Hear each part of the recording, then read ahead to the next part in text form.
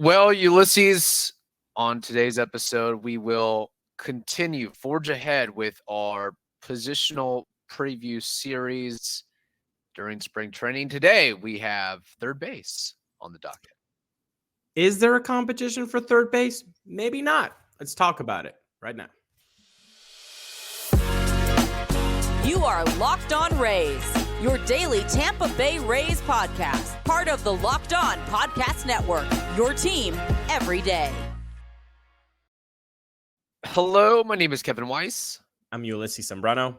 And we are the host of the Locked On Rays podcast, part of the Locked On Podcast Network. Thank you for making us your very first listen every day. Be sure to check out and subscribe to our YouTube channel at Locked On Rays. You can also find us on X and Instagram at Locked On Rays and email us anytime, lockedonrays@gmail.com. So we have discussed the position battles for first base, second base before Ahmed Rosario was signed, shortstop before Ahmed Rosario was signed, and now we move on to third base. The candidates for this open competition, well, that's what we're qualifying it as anyway. We know one guy who's going to be in the fold for sure. That is one pull-happy hitter, Isaac Paredes, and dare I say slugger. If you hit 30 bombs in a single season, you've pretty much designated that tag to your name. But who's after that? Who's soaking up the remainder, if any, playing time from there? That is what we have to get into. So, Ulysses, who are the candidates?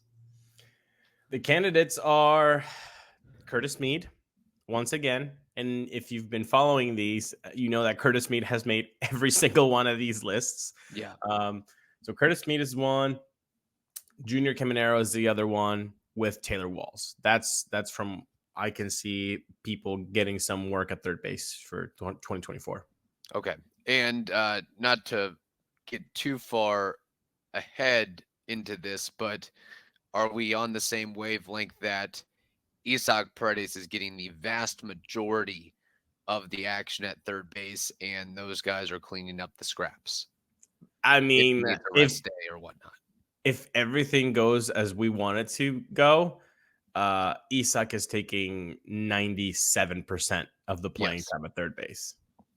Well, like we've talked about before, I think the Rays might be getting to the point of, and Isaac Paredes has really nothing else to prove at this point. No. If he's comfortable just standing at third and not having to do the move around game of second, playing a game at first or short, whatever it is, like just plug and play. And that would make it easier on Kevin Cash and company. If he's okay with that, that might be the move. Unless, some sort of crazy injury or something like that happens. The questions to ask before going down that path is, are they comfortable enough with his defense at third? Are they okay with having him at third every day? Which, from what we have on our side, says like he's of average, maybe below average, maybe a little bit above average defender at third base. Like he's just right there.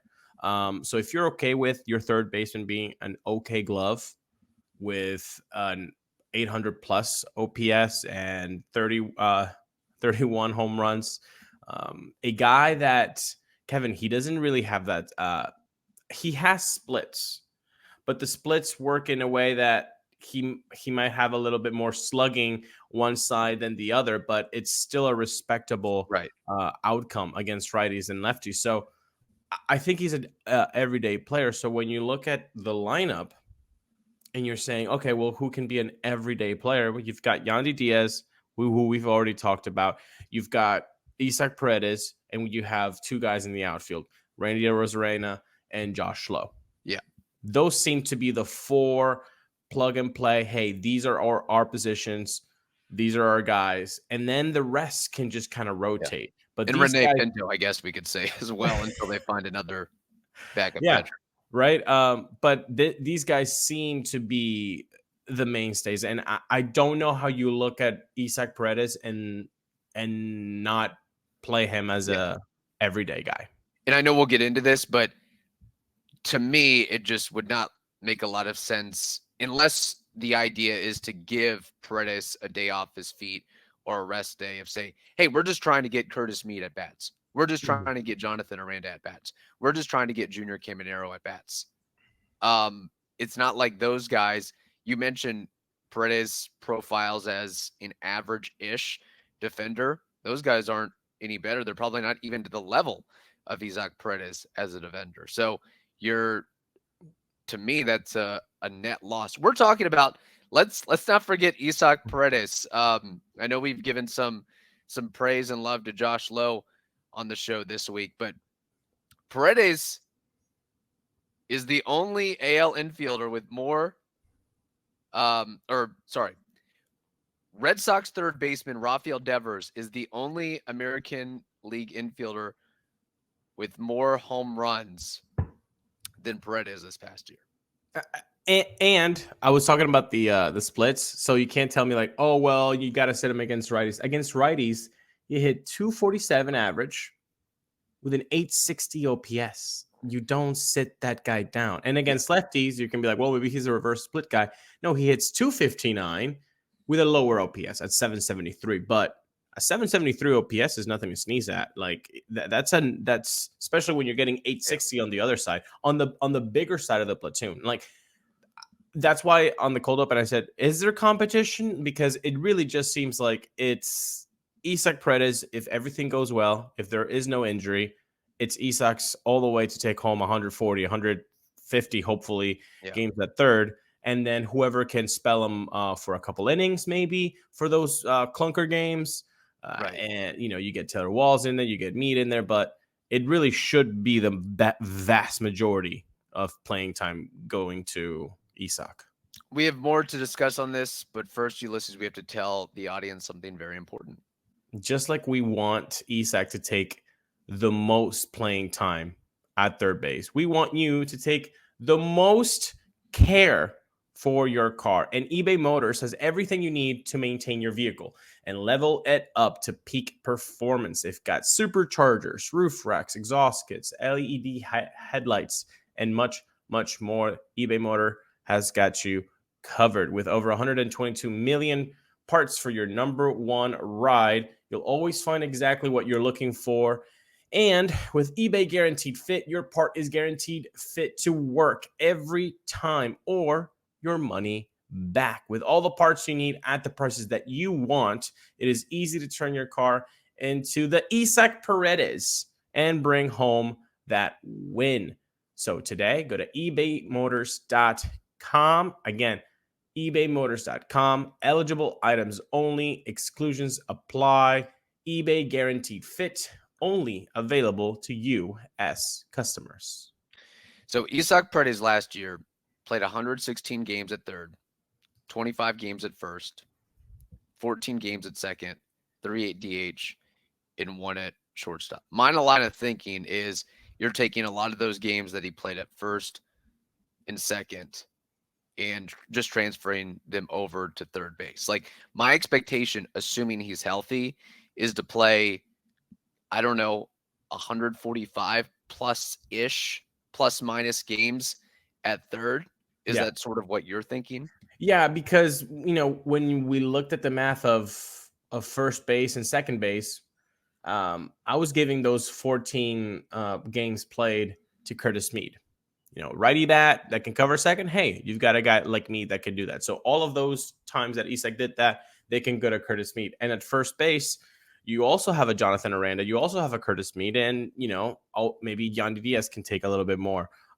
He did come into camp saying that he wants to play more, that he wants to be on the field a little bit more, be a little bit more healthy. Apparently, he didn't lift that many weights as he usually does, which must be nice to not lift that many weights and still have body. Have that body. Probably working more on flexibility and movement, which is all the rage these days for sure. Just a parenthesis here. Wouldn't it be nice to have a Yandy Diaz workout? Like, what is a Yandy Diaz workout? You should market that. I mean, that would be something. Hey, there's a Rays promotion for you. Have a little flip book or something that shows, Yandy Diaz in different weightlifting positions of here's a bench press, here's an incline, here's a, kettlebell swing, whatever it is. Yeah. Whatever Yandy Diaz day-to-day workout is, transfer that on paper and throw it out as a giveaway. Or that'd that be is awesome. It would be fantastic. That as a giveaway or as a social media thing. Here's an idea, Tampa Bay Rays social media people. Just follow him in the gym. If he allows it, just like, so like we can see what he does and how he does it. I think that would be really, really cool. I think people would be really interested in that. Parentheses over.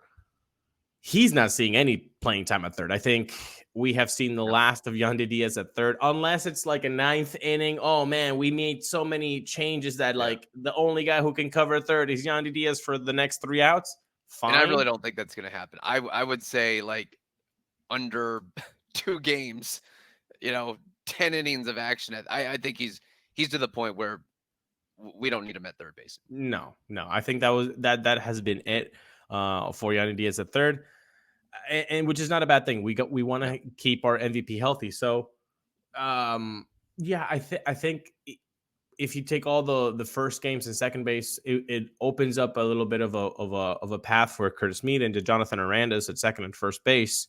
But that just means that he's going to be playing more third. But then you have the issue of the guy that we haven't talked about yet, Junior Caminero. When he comes up, what do you do? Yeah, that's the thing is what I'm hearing is Yandy Diaz, assuming he's healthy, which is a big assumption, plug and play at first. Isaac Paredes, plug and play at third. Shortstop's a different ball game. Second base, I mean, Brandon Lau's getting most of the action against righties, assuming he's healthy. And then Ahmed Rosario's cleaning up the mess after that.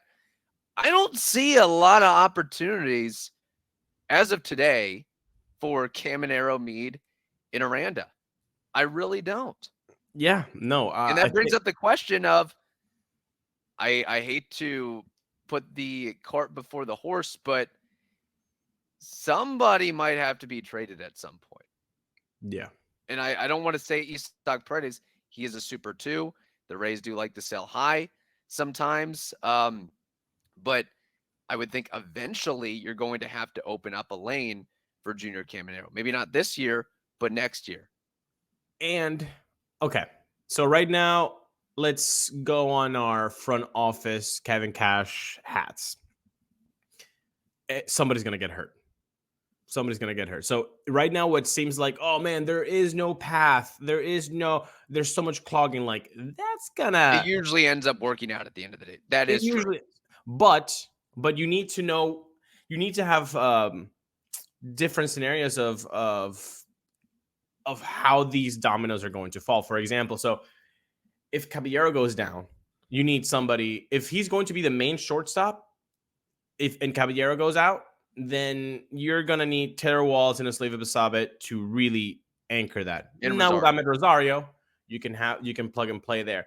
If Isaac Paredes goes down, who's taking, if Isaac Paredes goes down, let's say April, and Taylor Walls isn't available to come back. Okay. Who gets the reps? Is it Curtis Mead at that point? Because what I'm hearing is Junior Caminero is starting the year in AAA. Yes. No, I don't think. I think we're doing the whole with Junior Caminero. He has to have an open spot once he comes in. Yeah, you can't. You don't bring that guy up to just sit him on the bench. No. 4 out of 6 days or whatever it is. If you're calling him up, that's the thing of you have created a lane, just like the Rays traded Willie Adames. Yep. To create a lane for thou who shall not be named. That might be eventually what they do with Isaac Paredes. Exactly. And guess what?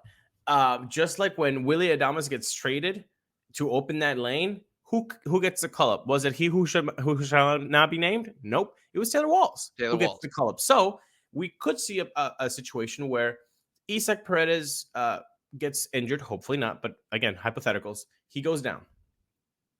If Junior Caminero is in AAA and Curtis Mead has just been taking little at-bats here and there at second and first, maybe 1 and 3rd, whatever, spelling people at shortstop, DH.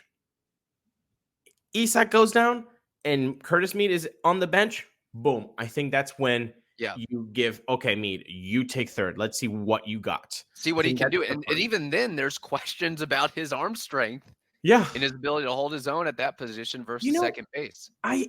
The arm thing, I understand, but why do we insist on like everybody being Manny Machado and Yeah, that's Nolan true. I mean, Arenado? how many balls are you getting hit to you in a single game? And how many No, I get what you're saying. I get what you're And it's saying. like I know these like these Look, ideas. we can nitpick flaw after flaw after flaw with anybody and everybody. We If he can look at lobs Junior it, Caminero and say he's got terrible plate discipline. if Mead lobs it to first and makes the out, and Arenado just like zips it right to first base and makes the out, it's just an out.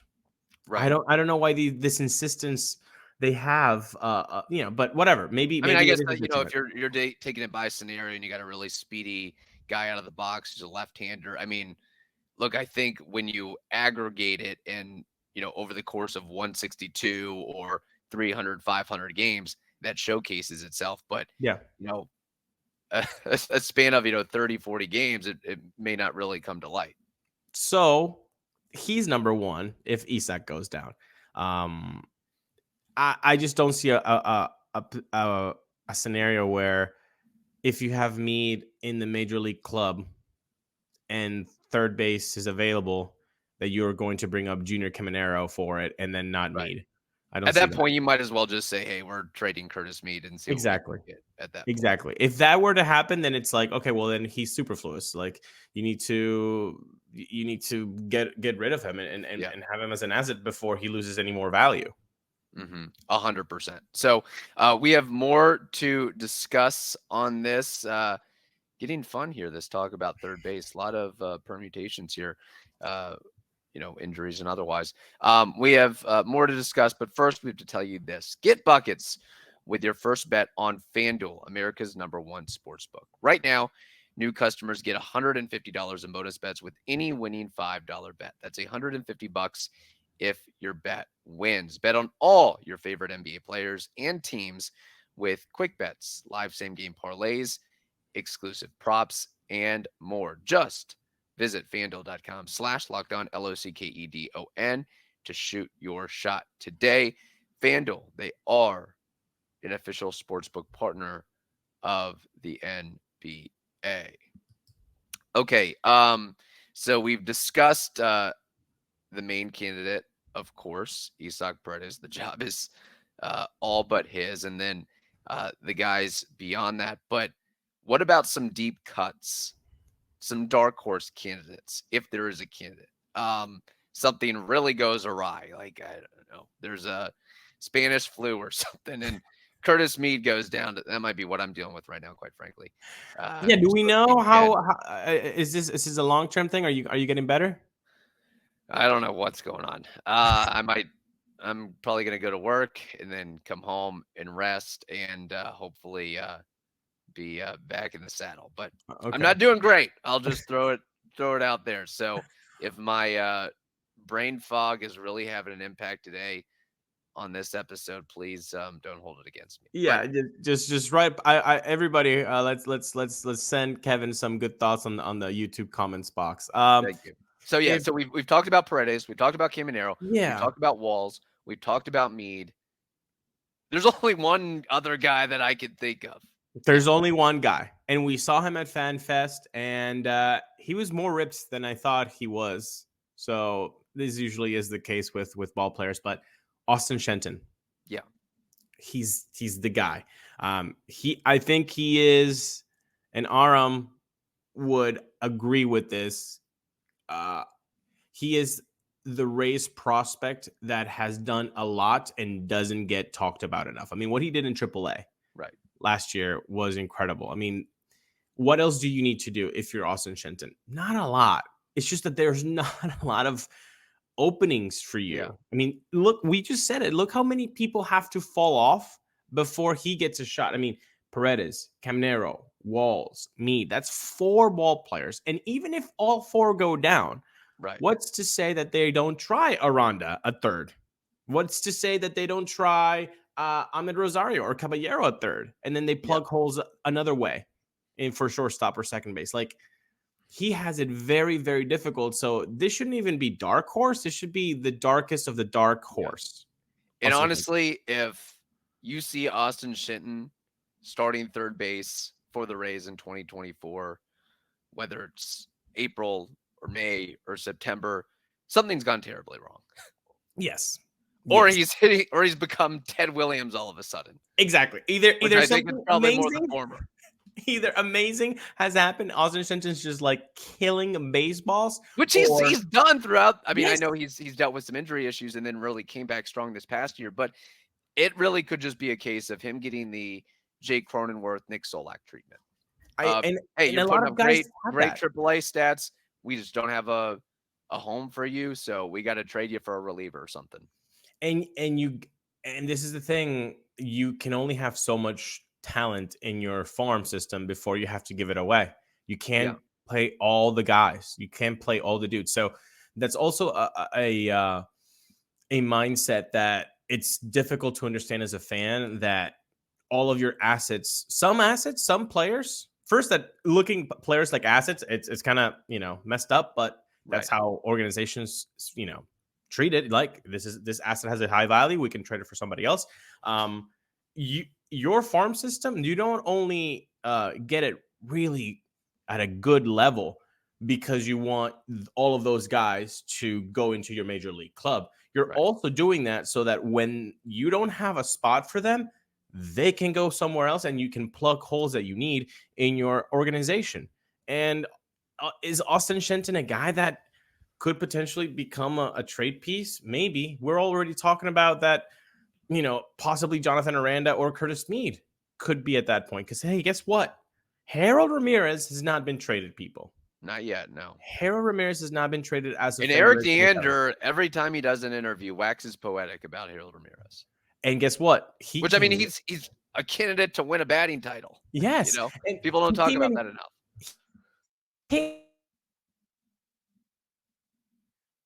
I mean, apparently he told Trisha the other day that he did that by not eating after 7 p.m. So everybody out there that wants to lose weight, let's do the Harold Ramirez diet and not eat after 7 p.m. Yeah.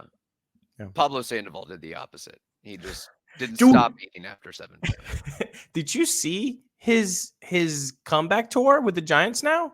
I have not. That was just a name that popped with my head. Is he still kicking around? Are we talking about the San Francisco Giants or the Yomiuri Giants? In the San Francisco Giants. No way. And my goodness, he looks like he is in literally the whole spring training quote. He's in the best shape of. I couldn't even recognize him. He looks that good. I was like, holy crap, dude. Really? But yeah, Ozempic is a hell of a drug, evidently. Holy I mean, cow. I don't know what it is, man, but it's doing something. That's funny. Okay, so taking Austin Shenton out of the equation, because God help us if that's ends up being the situation. Isaac Paredes did things in a Rays uniform that are on a similar pedestal as Evan Longoria. He did things in a Rays uniform in the American League as an infielder that only Rafael Devers did. When you combine his elevated pull power, his two-strike approach, his plate discipline, his swing decisions, his contact ability, it's all there. I mean, we could talk about average defense. I'll take average defense all day for his offensive output in being a 4.2 WAR player. Having said that, for you, not to go too deep into a diatribe on this, will he be able to put up similar-ish numbers to what he did in 2023? Or are we going to see somewhat of a regression or downfall from everybody has their career year? Austin Meadows had his career year. And a couple years later, he was traded, as we saw. I don't think so. I think things are getting better. If you look at everything in his stat sheet, it's not like he's getting BABIP help. His BABIP was 257. I mean, the walk rate at 10%, the strikeout rate at less than 20%. Like, you don't see anything really glaring here that could be like, oh man, I know that the hard hit percentage has not been his friend. He was actually in the 6th percentile. So he doesn't hit the ball hard. And a lot of analytics nerds basically say Yeah. if you don't do that consistently, then you're not really going to get results. It happened with Tim Anderson. They were saying, hey, he's going to fall off. He's going to fall off. He doesn't hit the ball hard enough. And then 2023, Tim Anderson became like, well, the worst hitter in baseball. Can that happen to Isak? Maybe, but I don't. I also think some of that has to do with, again, two-strike approach. He's not necessarily trying to hit a home run. He's trying to get a base hit the other way. Yes. And just choking up on the bat and getting on base, whichever He's a way. hitter. Yeah. He's a hitter. Like, I feel like with 24, he's going to be 25 years old for this season. I think we're only seeing the beginning of what can be. I mean, this is a silver slugger type player. I have no doubt in my mind that he can that he can get better after this. I mean, I don't see him having like, that 2023 was his peak. No, I think that was the beginning of the peak. Well, I mean, in 2022, he hit 20 bombs and 381 plate appearances as a 23, 22-year-old, whatever it was. Follow-up question on Isak. Does he hit a bomb? Does he hit a dinger out of the park? Not inside the park, or out of the park to either center field or left field, or right field, rather. This year? Center right field this year. When you look at his home runs on Baseball Savant, there was one that was close to being that one's left center for sure. The one that's to the right the most on his hit spread chart of 2023. Yeah. I'm going to go and say yes, because there's a few doubles that with a little bit more wind could have gone the other way. So I'm going to say yes, at least one. All right. And I'm not talking about spring training. No spring training stats. Because, hey, guess regular what? Season. Class, what did we say about spring training stats? They don't matter. Good job, guys. They don't matter. MADDER. So and hopefully, look, Isak, keep doing what you're doing. Keep pulling the ball. Keep elevating it. Keep turning and burning on those fastballs inside. We love to see it. Yes. Final thing here, which I like to do. Former third baseman in Rays history. Take Paredes out of the equation. Take Longo out of the equation. Since 2008, can you name 1, 2, 3, 4 other primary third basemen? You know what I like about this question is that it's really good, and I always forget about it. So you are actually getting like an organic feel here. Ryan. Okay, well, let's do some math, people, right, with me. Longo was from 2008 till 2017. So take him out. So we're looking at 2018. Now, there might have been one year where he was injured and somebody had to... Oh, this is true. Swipe those opportunities. This is true. I'm going to go Matt Duffy. Matt Duffy is on this list. Good. I'm going to go with Joey Wendell. Joey Mindel is on this list for a couple years. Correct. I need, what'd I say? Oh, I need two more names. Do we have years on these two players? Yes. Well, sorry, I have some brain fog. Did I mention, who did I already throw out that you don't have to talk about or mention? Longo or Paredes? Okay. Yes. I'll give you a hint. The guy who was the third baseman before Paredes. Yandy Diaz. Okay. And there's one more that's sandwiched in between the decade of Longoism. I guess it must have been a year where Longo was hurt. And this guy had a heck of a year hitting wise, I believe, when he filled in. Logan Forsythe? No. Let me see if I can find the year. Okay, let me talk about it, folks, with you. Longo 2012. 2012. He played 115 games. Yes. So Longo was hurt a lot that season, and when he came back, his last game, he had a 3-homer game against the Orioles to get to 19 homers in that season. I'm gonna go with the I'm Batman guy, Will Rhymes. No, I'm gonna give it to you though. and you're going to kick yourself. Mr. He hit 325 and had an 806 OPS. Keppinger. Keppinger. Yeah. That was the man. Ooh, got it just in time. Oh God. Yeah. Okay. No, yeah, good. Of course. Good one. Hopefully you all enjoyed that as the listeners. I try to kind of throw out a little twist here and there, and you can play along. So yeah, we had it's much better to just see Longo year in, year out. And then after that, it was a mixed bag, of course. And maybe, who knows, we have Paredes. Hopefully. But Hopefully. he gets more expensive and you have prospects on the call up. We'll have to see what happens with all that. In the meantime, thank you for making us your very first listen every day. Hope you all have a wonderful day. Stay safe, and we will talk to you tomorrow.